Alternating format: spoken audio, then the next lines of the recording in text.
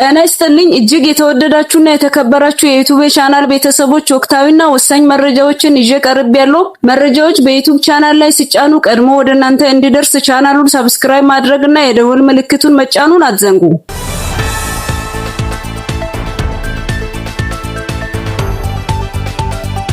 ወደ ወሳኝና ጠቃሚ መረጃዎች ስንሻገር ሩሲያ ጾታን የሚያረጋግጥ የጤና አጠባበቅና ጾታ የቀየሩ ግለሰቦች በማደጎ ልጆችን እንዳይወስዱ የሚያግድ አዲስ ሕግ አጸደቀች። አዲሱ የሩሲያ ከጾታ መቀየርና ከትራንስጀንደር ጋር የተያያዘው በፕሬዝዳንት ፑቲን የተፈረመው ሕግ አራት ዋና ሐሳቦችና ሌሎች ንዑስ ሐሳቦችን የያዘ ሲሆን እንደሚከተለው ዝርዝሩን የማጋራችሁ ይሆናል። አብራችሁን ቆዩ። የሩሲያ መንግስት ጾታን የሚያረጋግጥ የጤና አጠባበቅና ጾታ የቀየሩ ግለሰቦች ህፃናትን በማደጎም ሆነ በሞግዚትነት እንዳይወስዱ እንዳያሳድጉ የሚከለክል ሕግ አጸደቀች። የሩሲያ ፕሬዝዳንት ፑቲን በሀገሪቱ የሚገኙ ትራንስጀንደር ግለሰቦች ህፃናትን በጉዲፈቻም ሆነ በማደጎ እንዳይወስዱ የሚከለክል አዲስ ሕግ በ2026 መጀመሪያ ላይ ፈርመው አጸደቁ። የሩሲያ መንግስት ይህንን ውሳኔ የወሰነው ባህላዊ የቤተሰብ እሴቶችን ከምዕራባውያን ተጽዕኖ ለመጠበቅ በማለትም በዘላቂነት አጽድቆታል። ይህ አዲሱ ሕግ በሩሲያ አራት ዋና ሐሳቦችን የያዘ ሲሆን የመጀመሪያው በህጋዊና በሕክምና ሽግግር ላይ ሙሉ በሙሉ እገዳ ጥሏል። ረቂቁም እንደሚገልጸው የአንድን ሰው ጾታ ለመለወጥ የታለመ ሁሉም የሕክምና ጣልቃ ገብነቶች ስርዓተ ጾታን የሚያረጋግጡ ቀዶ ጥገናዎችና የሆርሞን ሕክምናዎችንም ጨምሮ ህገወጥ ናቸው።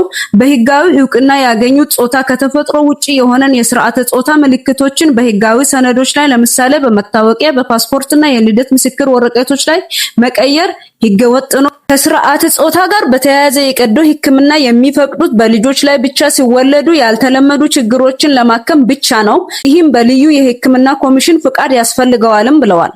ሁለተኛው የቤተሰብ የጋብቻ ገደቦችና የጉዲፈቻ እገዳን የያዘ ረቂቅ ሲሆን ሕጉም እንደሚደነግገው ትራንስጀንደር የሆኑ ግለሰቦች ልጆችን ከማሳደግና በማደጎ ከመውሰድ ተከልክለዋል። አንድ ሰው ህጋዊ ጾታውን የለወጠበት ጋብቻው ወዲያውኑ ይሰረዛል። ልጆች ካላቸውም ጾታ ወይም ህጋዊ ጾታ የሌላቸው ሰዎች በአዲሱ ሕግ ምክንያት ልጆቻቸውን ይነጠቃሉ በማለትም ይደነግጋል።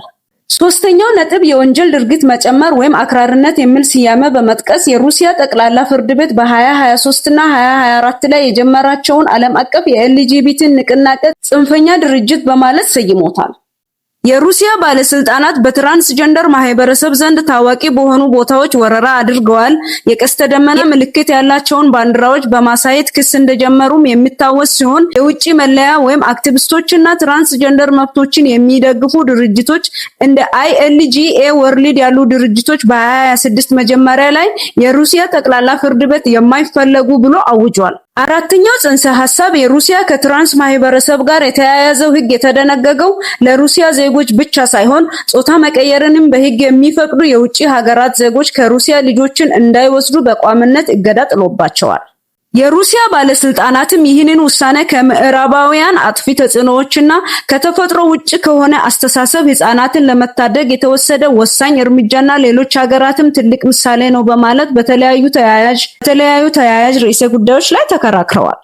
በሌላ በኩል ዓለም አቀፍ የሰብአዊ መብት ተሟጋች ድርጅቶችና አክቲቪስቶች በሕጉ ምክንያት የጥቁር ገበያ የሆርሞን ሽያጭ እየጨመረ መምጣቱንም አስጠንቅቀዋል። አክለውበትም የትራንስጀንደር ማህበረሰቦች የሰብአዊ መብት ተሟጋች ቡድኖች እንክብካቤና ህጋዊ እውቅና ባለማግኘታቸው ራሳቸውን የማጥፋት እርምጃ ሊወስዱ እንደሚችሉና ወደ ግዳጅ ፍልሰት ውስጥ ሊገቡ እንደሚችሉ በመግለጽ ብዙ ትራንስጀንደር ሩሲያውያን ህጋዊና የሕክምና ሽግግር ስለማያገኙ ሀገሪቱን ለቀው የመውጣት ፍላጎትም እንዳላቸው ገልጸዋል።